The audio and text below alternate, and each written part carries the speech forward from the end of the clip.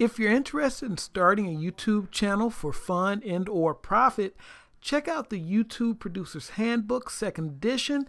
It's on Amazon right now in paperback and for Kindle. So if that's something you're interested in, check it out.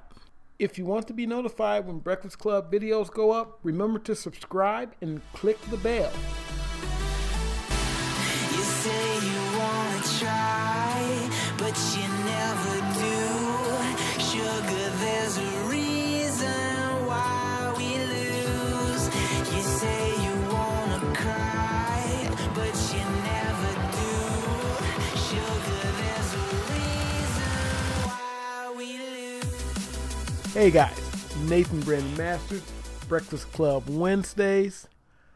I'm going to continue on the topic of how we treat each other, especially on the internet. Agent of Doubt talked about this last week. Kazoom and Sister Danger also did topics about it.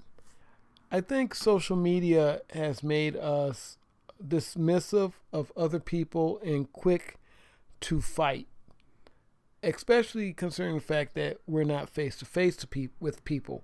And you've probably heard it said before, people have had beef on the internet and they met face-to-face, and if they didn't become best friends, they kind of chilled out. They're like, okay, well, I met this person, I understand them a little bit better. I talked to them face-to-face. When you're online, many times, especially in places like Twitter, you're only getting the words. You're getting words, you're not getting inflection. This is also true with Facebook, not so much with YouTube, because obviously you can hear the person talk, you can watch the person talk if they're actually doing face cam. You don't always get the context and intent of what people say, especially when people are being sarcastic. Case in point, I had a situation the other day on Twitter where there was a post and I made a joke, and a lot of people found the joke pretty amusing. And then there was another person who made a comment, and I snapped off at this person. And then something said, maybe that person was making a joke as well. But the point isn't whether they were making the joke or not, which, by the way, they were. The point is, even if they weren't making a joke, was my response warranted? The answer there would be no.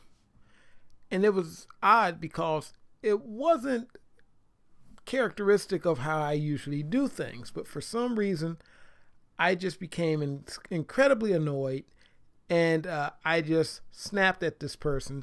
And by the time I realized what was going on, it was too late. Now, we kind of hashed it out and realized, hey, misunderstanding. But what I learned from that is that we are incredibly angry, incredibly stressed, and ready for confrontation at almost any moment. And while it's good to be ready for that, it's usually not good to be ready to just go at a person without understanding the context and the situation itself. The great irony here being, I was just about to write, dude, it's a joke, to the person who was joking. And on top of that, I felt like a total idiot because I became the person that I would normally make fun of. I used to teach journalism at a community college in downtown Chicago. And the way that works is anything that's on your college transcript that they see that you did well in, they let you teach a class in it. So I ended up teaching a journalism class, and I didn't have a master's degree, so I could only teach as an adjunct. But I was there for like a year or two, and I was teaching as an adjunct. I was doing a section on commentary. I gave the students an assignment that would probably get me kicked out of any college today. But I gave them an assignment to debate an opposing view. So something you believe, I want you to debate the opposing side or the opposing position. What I noticed some people did was go through great lengths to make sure people knew, hey, this isn't really my view, or they tried to argue both sides to say, okay, this is what one side believes and this was the other side. But the assignment was to argue the other side. Simple as that. And that was quite a fun class because no matter what position the person took, I was able to debate the opposing side. At least, if I knew a lot about that topic. That was just 8 years ago. And I could only imagine teaching that class now in a time where we are so angry at any thought of an opposing viewpoint. Even when we're just walking around happy, go lucky, that anger is right there and it's just seething. It's inside and it's seething and it wants to get out so bad.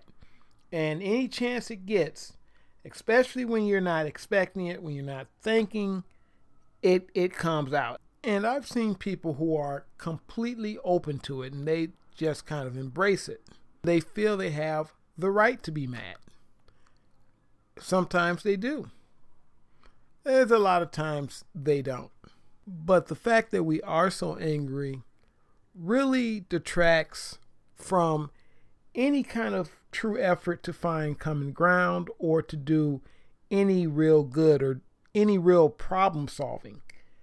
Because we are so angry and it feels good. It feels good to rip into that person because it's no longer about thinking that person just has a different view than we do.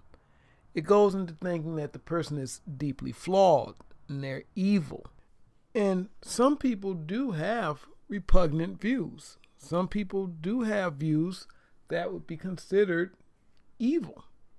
But most of the time, these people are a very vocal but small minority. So then we throw everybody into the same camps as the extremists. Every liberal becomes an SJW. Every conservative becomes alt-right.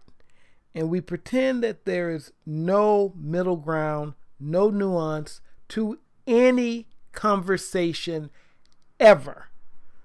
I mean, let's be real. The most feared discussion is a calm, nuanced one. Because we want a fight. We want our side to win. Even if our side is wrong. But look at the bright side. We won't know we're wrong because, well, we never gave any real thought to what the other side had to say. You guys take it easy. Nathan Brandon Masters. Hasta.